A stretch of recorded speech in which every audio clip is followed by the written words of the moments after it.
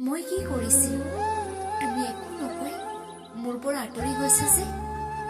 মোৰ লগত যদি অভিনয় কৰি আছিলা মোক এবাৰ ক'লা হয় যে মই তোমাৰ লগত থাকিব নোৱাৰিম বুলি।